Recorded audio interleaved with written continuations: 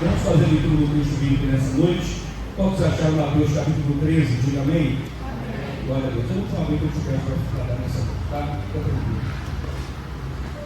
Mateus capítulo 13, versículos do 1 até o versículo 9, diz assim: Tendo Jesus saído de casa naquele dia, estava sentado junto ao mar, e ajuntou-se muita gente ao pé dele, de sorte que, entrando num barco, se assentou, e toda a multidão estava em pé na praia. E falou-lhe de muitas coisas por parábolas, dizendo: Este semeador saiu a semear, e quando semeava, uma parte da semente caiu ao pé do caminho, e vieram as aves e comeram-na.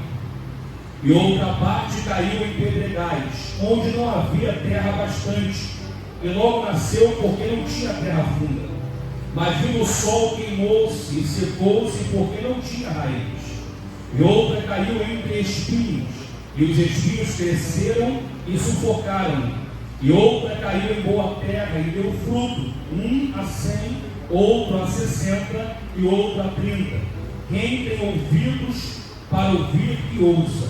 E agora vamos ao versículo 18, por favor. Escutai, pois, a parábola do semeador. Ouvindo alguém a palavra do reino e não a entendendo, vem o maligno e arrebata o que foi semeado no seu coração. Este é o que foi semeado ao pé do caminho. Porém, o que foi semeado em pedregais é o que ouve a palavra e logo a recebe com alegria, mas não tem raiz em si mesmo, antes é de pouca duração. E chegada a angústia e a perseguição por causa da palavra, logo se ofende. E o que foi semeado entre espinhos é o que ouve a palavra, mas os cuidados desse mundo e a sedução das riquezas sufocam a palavra e fica infrutífera. Mas o que foi semeado em boa terra é o que ouve e compreende a palavra, e dá fruto. Um produz 100, outro 60 e outro 30. Amém. Glória a Deus. Queridos, o texto que nós lemos é um texto extremamente conhecido de toda a igreja. Quem nunca ouviu falar a leitura da parábola do semeador? Lembrando que o capítulo 13 de Mateus é um capítulo em que Jesus ele vai tratar de algumas parábolas. É um capítulo praticamente envolto somente de parábolas que Jesus está contando. E Jesus ele está contando essa parábola em um dia que ele sai de casa, ele vai estar à beira do mar, ou à beira, na verdade, do lago da Galileia, e ele então vê-se apertado por uma multidão que desejava ouvir dele algo, ou desejava receber dele algum milagre, alguma coisa, porque a multidão sabia já, a essa altura, do poder que ele tinha. E Jesus então ele vai ver que dali não tem como ele ensinar a todos. Ele então vai sair, vai entrar num barco, vai se assentar nesse barco, e ali agora, do barco, no meio do mar, ele vai ensinar a multidão que permanece em pé naquela praia. E Jesus, como eu disse, ele não conta somente essa parábola no capítulo 13. E em uma outra parábola, também no capítulo 13, mas no versículo 47, Jesus diz algo interessante. Ele diz que o reino dos céus, ou o reino de Deus, ele é como uma rede lançada no mar. E essa rede que é lançada no mar, ela pega toda a qualidade de peixe, ou seja, pega peixes bons e pega peixes ruins também. E essas qualidades de peixes permanecem na rede até que chegue o momento da sua separação. Porque é verdade que ainda hoje no reino de Deus existe muita coisa misturada. Mas haverá um momento em que Deus fará a separação entre aquele que é e aquele que não é, entre aquele que é bom e aquele que é mau, entre aquele que é fiel e aquele que não é fiel. Hoje parece estar tudo misturado e muitas vezes parece que é tudo a mesma coisa, mas grave isso, haverá um momento em que Deus irá fazer a separação entre aquele que de fato é um peixe bom e aquele que é um peixe de pouca ou baixa qualidade. E isso aqui mostra que Jesus ele não faz acepção de pessoa no momento de semear a sua palavra, que é a semente dessa parábola. Porque a mesma verdade relatada na parábola da rede é a verdade relatada na parábola do semeador, que diz que o semeador saiu a semear. Mas quando ele sai a semear, ele não escolhe o campo ou a terra ou o solo que ele vai lançar a semente. Ele sai a semear e permite que a semente caia em diversas espécies de solo. E uma parte cai na beira do caminho, outra parte cai entre pedras, outra parte cai entre espinhos e outra parte cai em bom solo. E o que é a semente aqui? A semente nada mais é do que a preciosa palavra de Deus, que está sendo semeada aos 4 cantos do mundo, seja por via física, ou pela internet, ou de alguma forma a mensagem está sendo propagada. E esse semeador por excelência que é Cristo, ele não priva ninguém da sua palavra, ele não isenta ninguém de ouvir a sua voz, pelo contrário, a sua vontade é que o máximo de pessoas possível ouçam a sua voz. É por isso que a sua ordem principal no Evangelho é: ide por todo mundo e pregai o Evangelho a toda a criatura, porque ele tem interesse que todos ouçam a sua palavra. E nessa semeadura ele não tem o cuidado de escolher que alguns solos irão receber e que outros não irão receber. Ai de nós se ele fizesse isso, escolhesse, como disse o calvinista, quem vai ser salvo e quem não vai ser salvo. Porém ele dá essa oportunidade liberalmente a todos. Porém nós percebemos na palavra do semeador que nem todo solo recebe bem essa palavra, nem todo solo recebe a semente da mesma forma. E aqui fica determinado que essa semente ela vai ter uma ação diferente de acordo com que a recepção que cada solo tiver dessa palavra. Ou seja, o que vai determinar se a semente vai produzir ou não vai produzir, ou o que ela vai produzir, é o solo que a recebe. A palavra é a mesma para todos. E a palavra por si só ela tem poder. A palavra mesmo diz dela que ela é viva e eficaz e que ela é poderosa. A palavra não precisa da minha ajuda e da tua ajuda. A palavra é suficiente para poder libertar, quebrar cadeia, salvar e mudar a vida de qualquer um. Essa palavra é a palavra de Deus. Cristo ele é a palavra encarnada, mas a Bíblia Sagrada, onde ela é pregada, ela tem um poder transformador. Coloque qualquer livro de qualquer autor em uma penitenciária e volte lá 10 anos depois. Pouca coisa vai ter mudado. Mas pega uma Bíblia, isso é um experimento real, e coloca numa penitenciária qualquer, aonde o bandido que está preso ali, depois de 10 anos, vai ganhar 1, 2 ou 3 congregações ali pregando o Evangelho com gente batizada, recebendo o Espírito Santo, porque a palavra tem poder por si de mudar a vida do homem, porque não é palavra humana, mas é a palavra do Deus Todo-Poderoso. Então a palavra, a semente que é semeada é a mesma. Porém, o que vai determinar o que ela vai produzir ou não é o solo que a recebe. E o solo aqui é o coração do homem. Então Jesus, ao semear a sua palavra, ele vai permitindo que a semente caia em vários corações. Vários tipos de pessoa recebem essa palavra. E agora em uns nós percebemos que ela tem um efeito. E não tem o mesmo efeito na vida de outras pessoas. E Jesus vai dar um exemplo aqui no solo, falando de algumas espécies de terreno. Ele fala primeiro que quando o semeador sai, o primeiro solo em que a semente cai é a beira do caminho ou o pé do caminho. E aí mais à frente ele vai dizer o que representa esse solo. Esse solo ele é representado, se quiser baixar um pouquinho, tá? Se estiver incomodando as pessoas, só deixa eu retorno para mim, que hoje eu falei acho que às 3 horas já de manhã aqui. Então se você quiser baixar para me incomodar, só deixa o retorno e fica bom, tá bom? Mas o solo primeiro que ele vai encontrar é o solo que está à beira do caminho. E a beira do caminho é um lugar que geralmente é um terreno de solo batido, porque ninguém faz caminho para ninguém passar em lugar pantanoso. Mas o caminho geralmente fala de um solo de terra batida na sua época, aonde os cavalos e carruagem passavam, e aonde os mercadores pecadores passavam, e passava muita gente à beira do caminho. E por isso, quando a semente é depositada e ela cai à beira do caminho, a Bíblia diz que as aves do céu logo vêm e conseguem roubar aquela semente e devoram ela.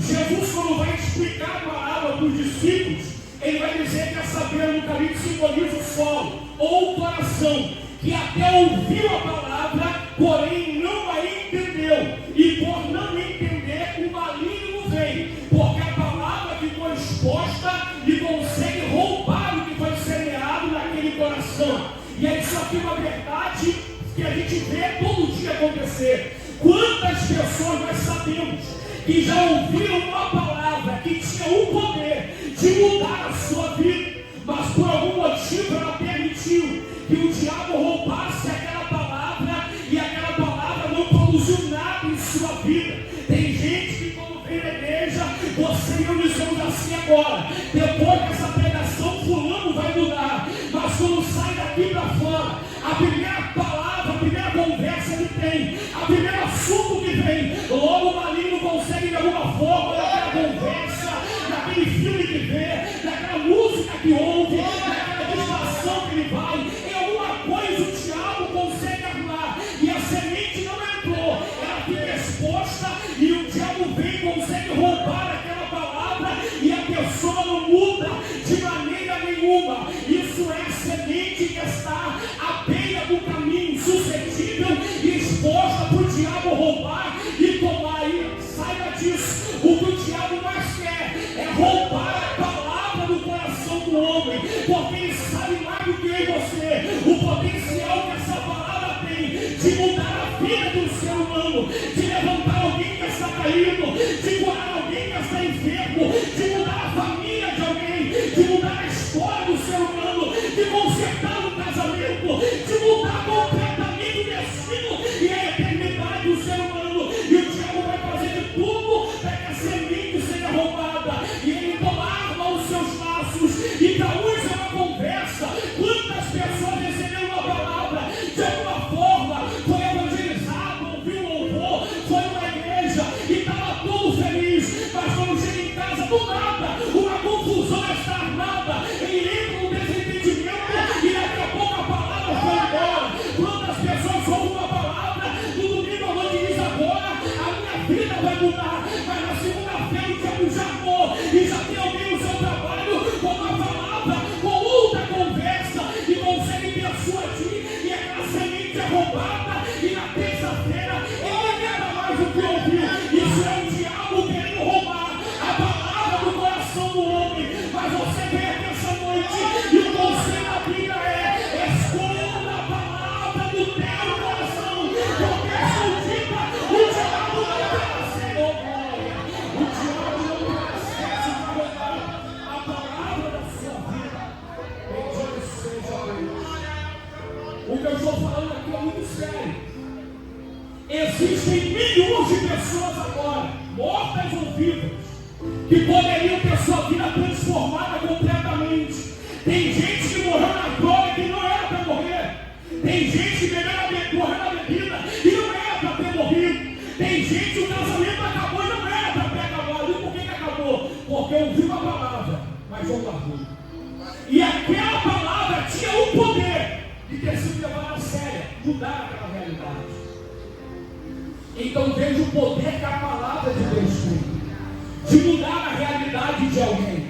Só que o diabo sabe disso, e ele vai tentar de qualquer forma. Você acha que os filmes que estão sendo feitos hoje, que as músicas produzidas hoje, você acha que qual é o propósito disso? É só para entretenimento do mundo? Não, é para principalmente roubar a palavra do coração do crente e do ímpio também, e impediu de mudar de vida e dar crédito à palavra. Mas você vem aqui essa noite para ouvir e entender que há uma forma da palavra não ser roubada. E quem disse isso foi Davi. No salmista vai dizer: Senhor, eu não sou ouvido tua palavra, mas ela é escondida no meu coração e escondida lá. Eu quero ver o diabo tirar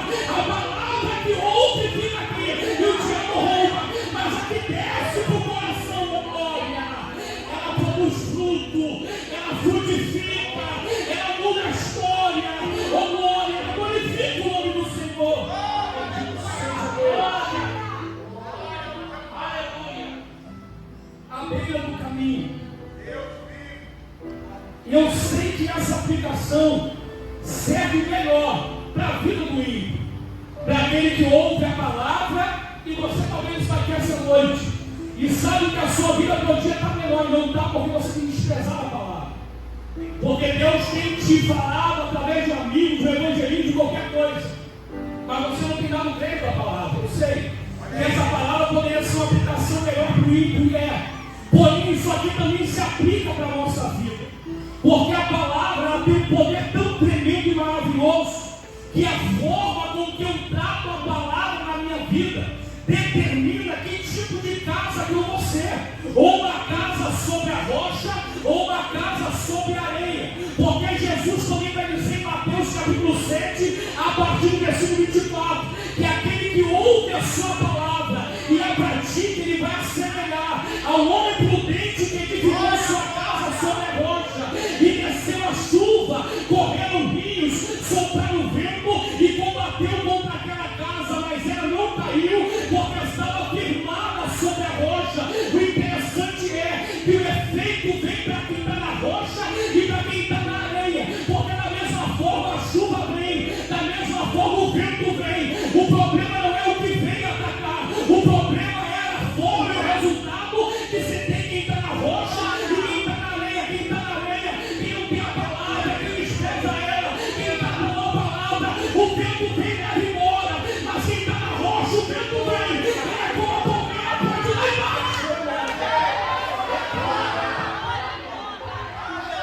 Depois o vento passa, a casa ainda está de pé, a família ainda está de pé, o ministério ainda está de pé, a chamada ainda está de pé, a vida espiritual pode estar avançada, mas ainda está de pé.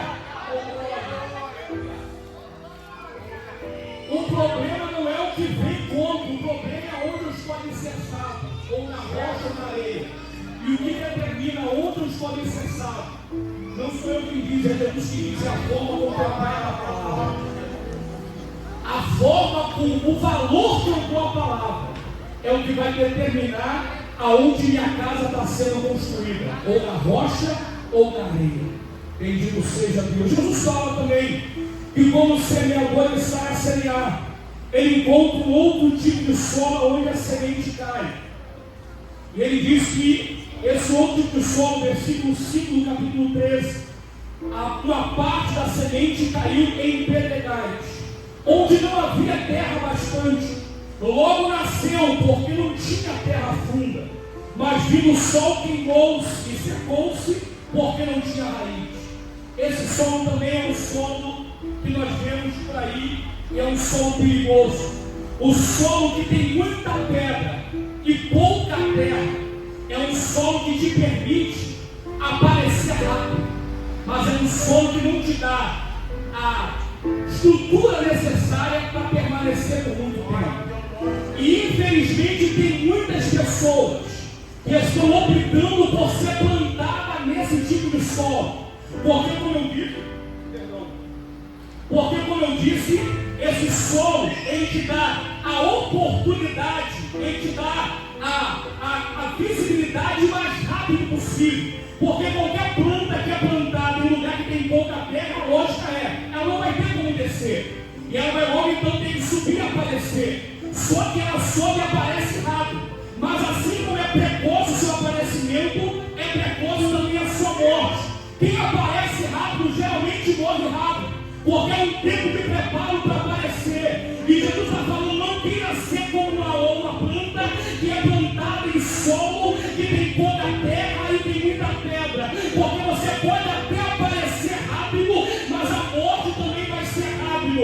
Se você quer aparecer no reino de Deus, se você quer ser alguma coisa, prefira ser uma semente plantada em uma terra funda. A terra funda vai te fazer custar aparecer. Talvez deve 10 anos, 15 anos, mas tem uma coisa, quando brotar, vai custar desaparecer, porque será algo estruturado e algo firmado. Tem muito ministério que sobe rápido, mas desce rápido também. Tem gente que começa o ministério e você diz, está explodindo, e até o ano acabou. Mas tem gente que está ainda no anonimato, como Davi, entre a unção e o reinado, 20 anos, mas depois que 60 anos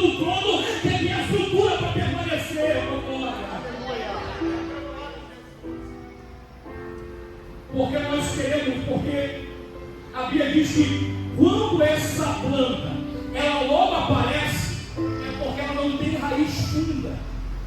E não tem raiz funda é por causa das pedras que atrapalharam o seu crescimento primeiro para baixo, para depois ela se erguer e poder aparecer. Jesus diz: tem gente que recebe logo a palavra, fica todo alegre, vai pro bem, diz: agora eu sou profeta, pregador, sou cantor, sou isso e aquilo, e já quer sair fazendo tantas coisas, mas não espera o tempo de preparo e de fundamentação. Ele quer logo ser, ele quer logo aparecer, ele quer logo ter o destaque. Mas Jesus diz: quando vem o sol, logo o sol queima ele, porque o problema não era a viscosidade que ele tinha, o problema não era se tinha folha ou não tinha folha, o problema não era se tinha fruto ou não tinha fruto, o problema, a Bíblia diz, é que ele não tinha raiz funda.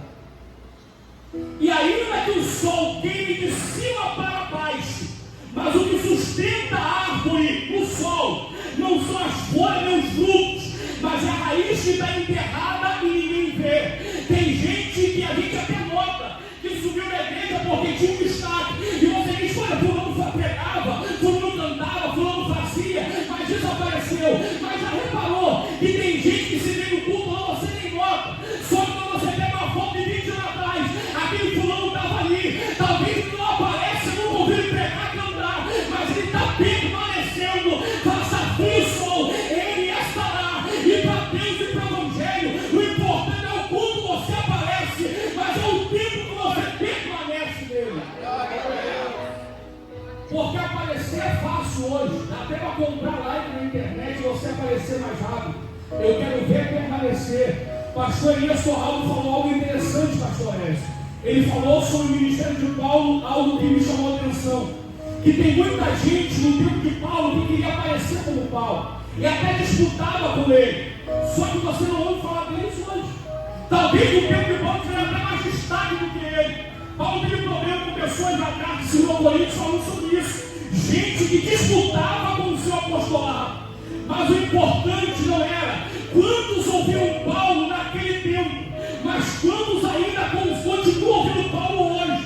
Tem gente que aparece muito, mas é curto. Tem gente que aparece pouco, mas aparece por um longo tempo. Queira ser esse. Não queira explodir em um momento, mas queira permanecer por muito tempo. Oh glória, é isso o importante. Não é quantos te ouvem hoje, mas quanto ainda te ouvirão daqui a 10, 15, 20, 30 anos. O importante não é o quanto você aparece hoje na igreja, mas é que seja uma voltar daqui a 40 anos, você ainda vai estar aqui no fruto e permanecendo nele. Por quê? Porque antes de aparecer, a tua raiz foi fundada e ficada naquele que é fonte da água da vida, e ele vai te sustentar até o final. O segundo tipo de pessoa é aquele que ouve a palavra, logo se alegra, mas não consegue esperar o tempo de amadurecimento e de preparo. E por isso ele logo aparece, mas tudo na vida dele é precoce. Assim como é precoce o aparecimento, é precoce também a sua sumida, a sua passagem. E Jesus vai dizer o seguinte, versículo de número 21 do capítulo 13. Jesus explica o porquê que esses não conseguem permanecer. Ele diz: mas não tem raiz em si mesmo. E é interessante a expressão que Jesus usa aqui, quando ele diz que não tinha raiz em si mesmo. Por que ele fala dessa forma? Porque cada árvore só pode ser sustentada pela sua própria raiz. A árvore não pode se alimentar ou se nutrir através da raiz de outra árvore. Quem faz isso é erva daninha, que se apega a alguma coisa para sugar aquela árvore. Mas a árvore de verdade, ela é sustentada, cada árvore, pela sua própria raiz. E a árvore, ela pode ser grande, ela pode ser vistosa, mas se ela não tiver raiz, ela não serve para nada. Qualquer vento a derruba e não produz muita coisa. O que Jesus está dizendo aqui é que cada um de nós precisa aprender a desenvolver raízes. Por quê, Júlio? Porque tem coisa na vida espiritual que não tem como emprestar raiz espiritual, que é aquilo que te mantém firme, não tem como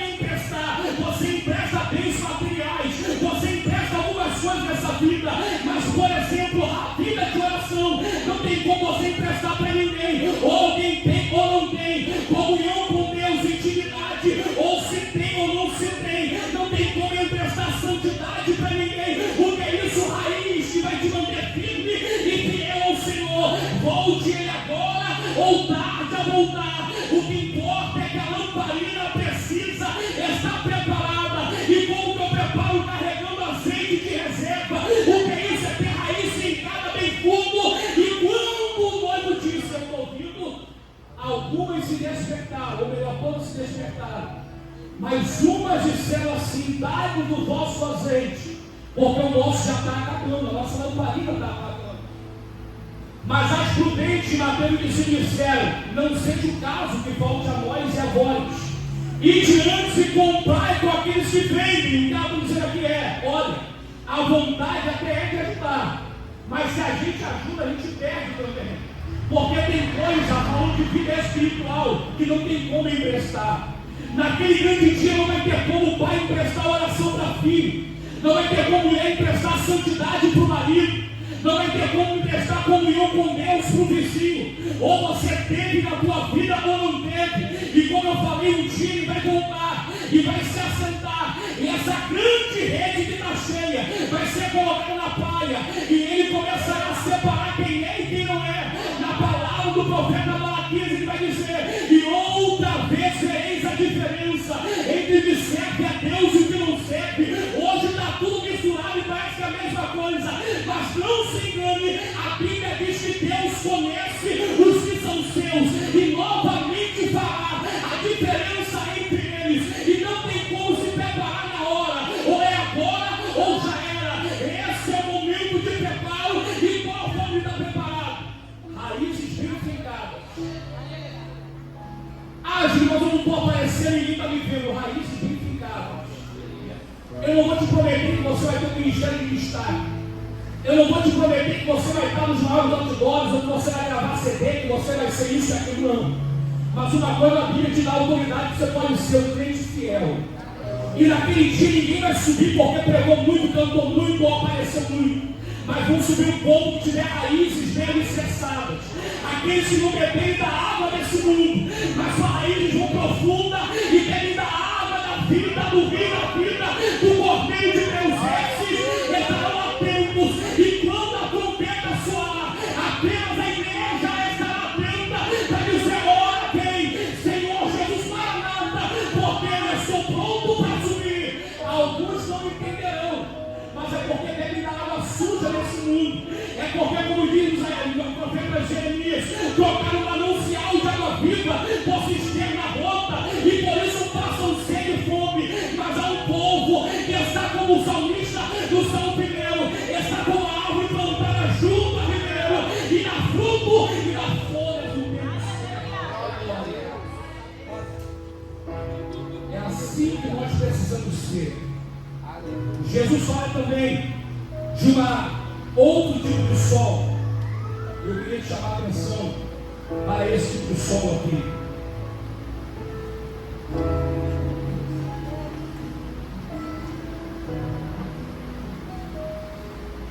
Para mim, mais importante de todos eles. Jesus fala que é um tipo de sol, versículo 28, que foi semeado entre espinhos, ou um tipo de semente, a semente melhor que caiu no sol, que foi no solo que havia espinhos. E ele diz que os espinhos cresceram e sufocaram aquela semente, e ela se tornou infrutífera. E Jesus, quando vai explicar essa parábola, no versículo 22, a Bíblia diz que Jesus ele explica dizendo que os espinhos ali representam o cuidado desse mundo e a sedução das riquezas. E o interessante aqui é que eu falei que cada terreno aqui representa um tipo de coração, um tipo de sol, um tipo de vida que está recebendo a palavra. E Jesus disse que esse sol aqui, o interessante é que esse sol não tinha pedra, o interessante é que esse sol não tinha, não era um solo duro, que a semente não podia entrar como na beira do caminho, não. Não havia aparentemente problema na terra aqui.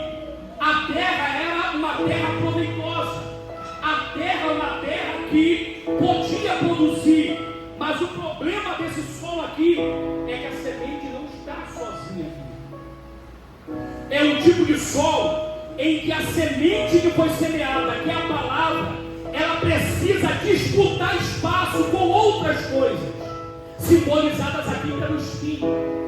E isso talvez é o que mais tem acontecido hoje.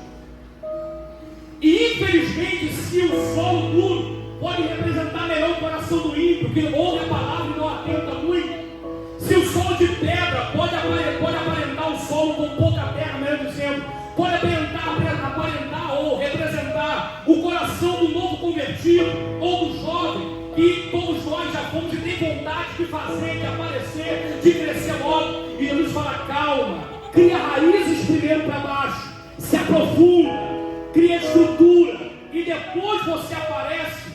Já o sol, onde há espinho, representa mais um crente maduro, representa mais um obreiro. E quando eu falo obreiro, eu estou falando de carro, qualquer um que trabalha na obra de Deus, em qualquer coisa que faz.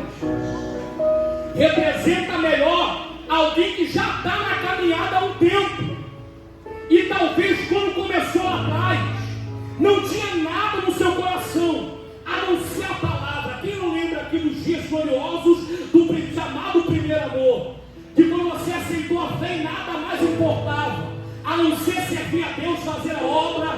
Lembramos de como orávamos mais, de como jejuávamos mais, porque tinha menos coisa disputando o nosso coração. Mas Jesus diz que o perigoso desse solo é que ele tem até potencial para desenvolver a semente, mas a semente parou, ou não tem exclusividade naquele solo.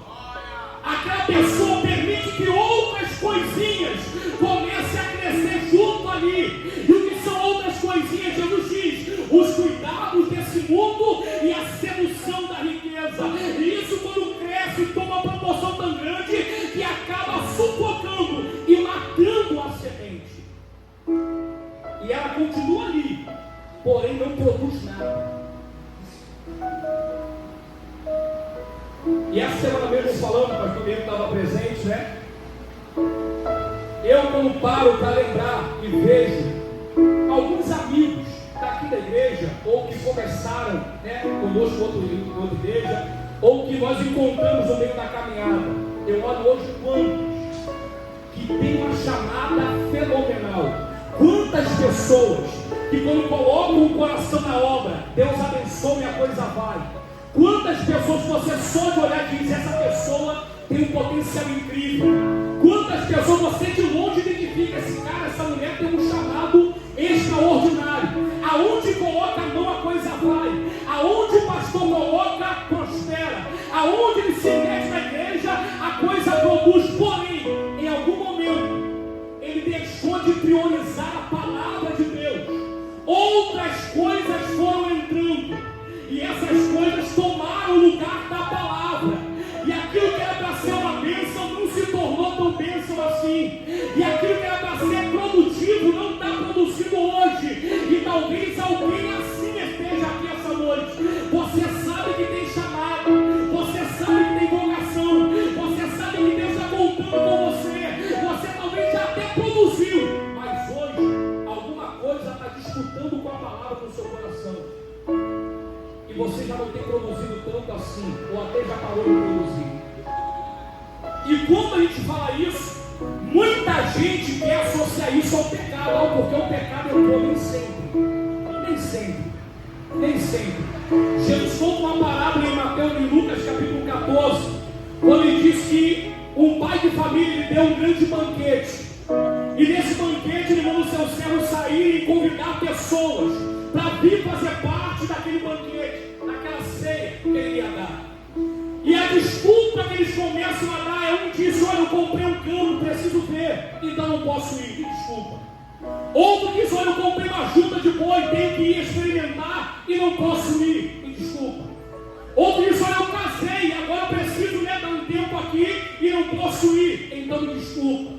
Nenhuma dessas coisas é pecado, mas todas elas impediram que aqueles homens entrassem na ceia do Senhor. Então, até mesmo coisas boas, colocadas no lugar de prioridade errado, tem um potencial de tornar a semente frutífera em minha vida e de até me deixar fora do banquete das bodas do Cordeiro. Você não está entendendo? É que nós precisamos ter mais cuidado com aquilo que nós priorizamos na nossa vida, porque até coisas aparentemente boas e boas de fato, se colocado em lugar de prioridade errado, pode tirar meu nome do livro da vida. E quem falou Jesus é duro demais. Ele diz: olha, aquele que não me colocar acima de pai, de mãe, de filho, de filha, de irmão, não é digno de mim. Olha, não sou eu que estou dizendo, é Jesus que diz: olha, quem quiser me seguir, é necessário negar a si mesmo, tomar a sua cruz e me seguir a cada dia. E se colocar qualquer coisa acima de mim, Deus perderá o seu lugar. Jesus falou algo interessante: aquele que amar a sua vida, perdê-la-á. Mas aquele que perder a sua vida por amor de mim, achará. Quantas pessoas hoje estão querendo achar a sua vida? Quantas pessoas hoje estão querendo primeiro resolver a sua vida? Não, eu caso primeiro. Não, eu faço isso primeiro. Deixa eu estabilizar minha vida e depois eu vou. Jesus falou para alguém assim: olha, vem me segue.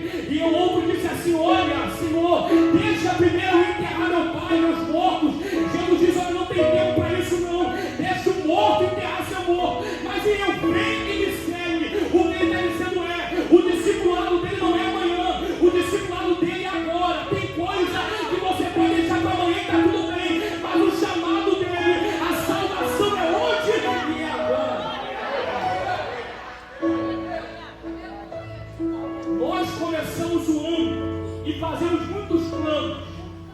E a gente começa a avaliar também coisas que devemos ter feito e não fizemos. Planos de 2024 que tínhamos, mas não foram concluídos. Mas a verdade é que tem coisa que você planeja e que se você não fez, está tudo bem.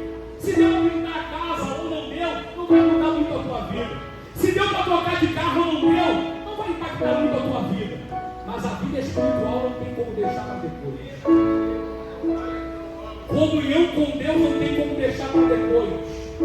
Intimidade com Deus não tem como protelar para amanhã. Ou é agora, ou pode não dar mais tempo. Porque nós não sabemos o dia que Ele vai voltar. E não sabemos também o momento em que nós vamos partir para Ele. Ou por uma via ou por outra, vamos encontrar. E o tempo e a pergunta é: vamos estar preparados? Vamos estar preparados? Jesus diz também que outra coisa que crescia nesse solo e que atrapalhava o desenvolvimento da semente era a sedução da riqueza. E quantas pessoas hoje seduzidas para se tornar ricos? Então as bets por aí que têm destruído vidas e mais vidas, não só de ímpio, mas de crente também, que foi pego por isso e está sendo levado pelo desejo de enriquecer. Mas a Bíblia diz que aquele que deseja enriquecer pode cair em ruínas terríveis, porque o amor ao dinheiro é espécie de todo tipo de males. Ou seja, para onde você quer levar essa mensagem, Gil? De um cuidado que nós precisamos ter com o nosso coração. E eu quero te convidar já a ficar de pé.